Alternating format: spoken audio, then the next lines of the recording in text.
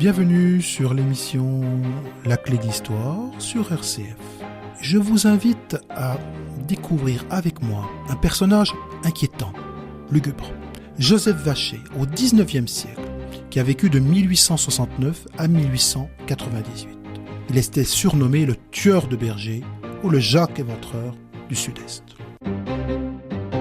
Le XIXe siècle, c'est un siècle politique, c'est un siècle industriel, mais c'est aussi un siècle où les campagnes peuvent être soumises à des terreurs. Notamment ce vagabond, ce tueur insaisissable, surnommé le tueur de bergers. Et je vais vous conter son histoire. Alors, c'est une des plus marquantes de la criminologie française. Joseph Vacher est aujourd'hui considéré comme l'un des premiers tueurs en série français. C'est pour ça que c'est intéressant à étudier. Car entre 1894 et 1897, il va assassiner et mutiler au moins 11 personnes. Lui-même reconnaîtra 18 meurtres.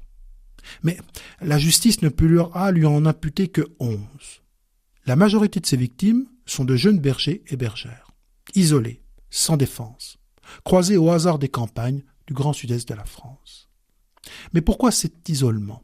Je rappelle que malgré la révolution industrielle, la Franche-Comté, comme la plupart des régions, reste encore rurale, sont encore isolées, malgré le chemin de fer qui commence à faire son apparition et qui permet de raccourcir les distances.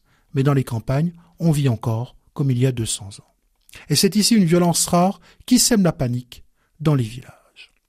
Alors, il faut situer cette affaire Vacher, qui se déroule dans une France, comme je l'ai dit, en pleine transformation. C'est Félix Faure qui est président de la République à cette époque.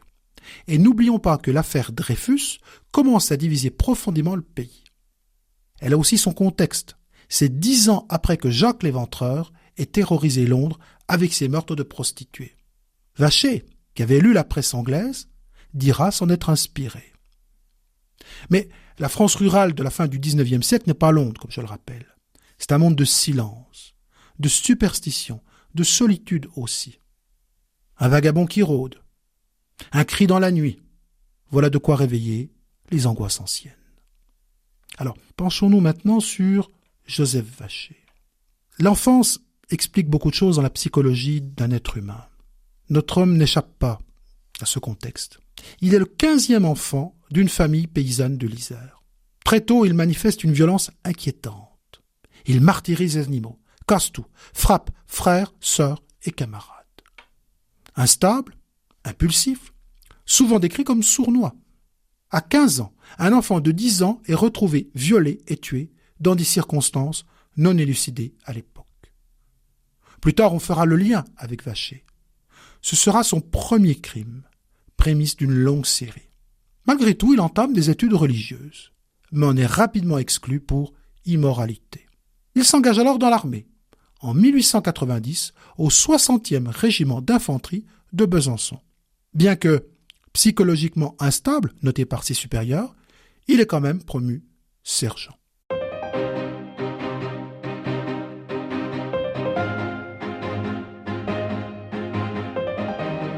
Nous sommes sur RCF, l'émission La Clé d'Histoire, consacrée à Joseph Vacher, 1869-1898, surnommé le tueur de bergers. Joseph Vacher qui est originaire de l'Isère et qui est donc sergent à Besançon en cette fin d'année 1890. Va-t-il s'assagir avec l'amour ? Malheureusement non. Il rencontre une jeune femme qui sera son seul amour connu. Mais face à son refus de l'épouser, il tire sur elle, puis tente de se suicider. Les deux survivent. Lui-même reste grièvement blessé à la tête. C'est un tournant dans sa vie. Il en sort comme à demi-mort. Au sens propre comme au figuré. Au sens propre, car il garde de lourds séquelles, une surdité complète de l'oreille droite. Une balle s'est en effet logée dans le rocher, l'os qui entoure l'oreille interne, avec une suppuration continue, mais surtout une paralysie faciale du côté droit. L'œil reste fixe, injecté de sang. Interné à l'asile de Dole en juillet 1893, il se dit persécuté, croit que des insectes vivent dans son ventre, souffre d'hallucinations. Le rapport médical de l'époque évoque une paranoïa délirante. Mais qu'en est-il de la psychiatrie en 1893 ? car effectivement, le cas de Joseph Vacher pose des questions. L'aile où il est enfermé à Dole est un taudis surpeuplé. Les malades y sont abandonnés, à peine nourris, souvent attachés. La psychiatrie n'est qu'à ses balbutiements. Et pourtant, quelques mois plus tard, Vacher est libéré. Le directeur d'un asile, à Saint-Robert en Isère, le déclare guéri. Une décision dramatique. Elle va coûter la vie à une dizaine de personnes. Donc, libéré, Vacher reprend la route. Pendant 3 ans, il parcourt la France à pied, dort dans des granges, vit de petits boulots. Il marche jusqu'à 60 km par jour. Il tue au hasard, frappe vite, disparaît. Et l'absence de fichage centralisé, l'isolement des campagnes, l'ignorance des gendarmes lui permettent d'échapper à toute enquête.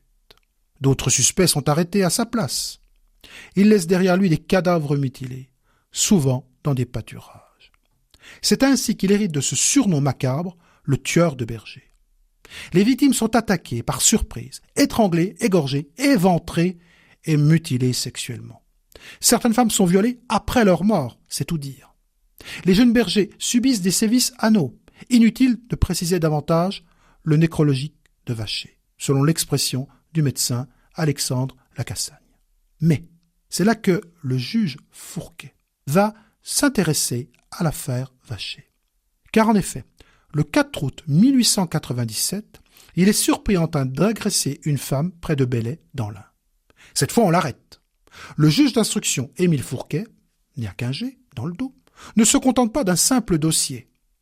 Il pressent qu'il a affaire à un cas unique. Il réunit les dossiers de meurtres subilaires, les compare, cherche un mode opératoire. C'est un des premiers exemples de profilage criminel en France. À la même époque, Alphonse Bertillon, employé de la police de Paris, révolutionne l'identification judiciaire. Il met en place ce signalement anthropométrique. 9 mesures précises du corps, comme la longueur de la tête, du pied gauche, du médius, de la couleur de l'iris. Ce système, nouveau pour l'époque, permet de ficher les criminels et de croiser ainsi les informations. Grâce à ce travail méticulé, Fourquet relie Vacher à une dizaine de meurtres sur plusieurs départements. Nous verrons dans un instant le procès médiatique et les conséquences de ce fameux procès sur l'opinion publique et l'évolution de la psychiatrie.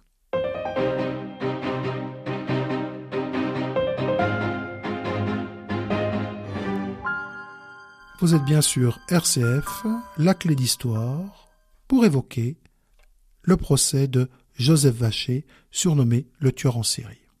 Alors, ce procès s'ouvre le 26 août 1898 à Bourg-en-Bresse. La salle est comble. La presse locale, nationale et même étrangère est là. On se presse pour voir le monstre. Vacher, calme, froid, reconnaît certains meurtres, en nie d'autres.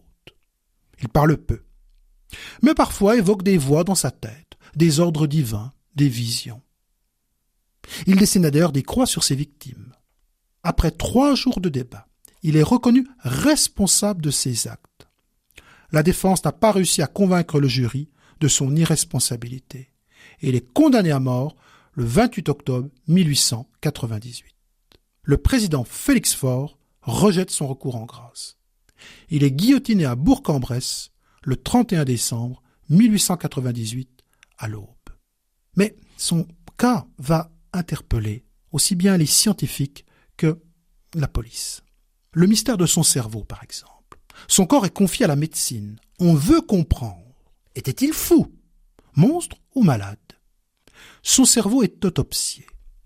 On y décèle quelques anomalies, mais rien de concluant. Par contre, le débat sur la responsabilité pénale des malades mentaux reste ouvert. Et l'affaire Vacher marque l'histoire du droit pénal en France. C'est aussi une histoire qui inspire, notamment le cinéma. En 1976, Bernard Tavernier réalise Le juge et l'assassin.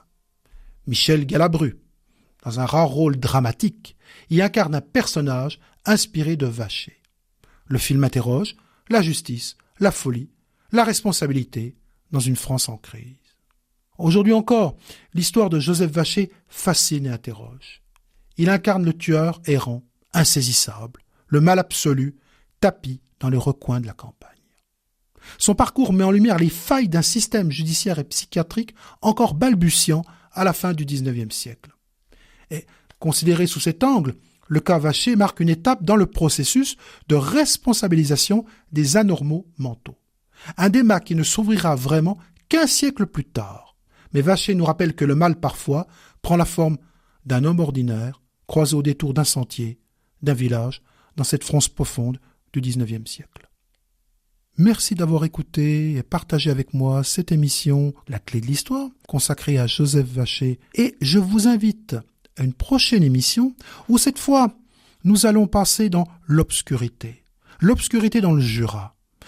Imaginez la neige en plein mois d'août. Imaginez des cieux sombres et glacés. Pourquoi ? À cause d'un volcan, mais pas dans le Jura. C'est là toute l'histoire que je vais vous raconter dans l'année 1816, l'année sans été.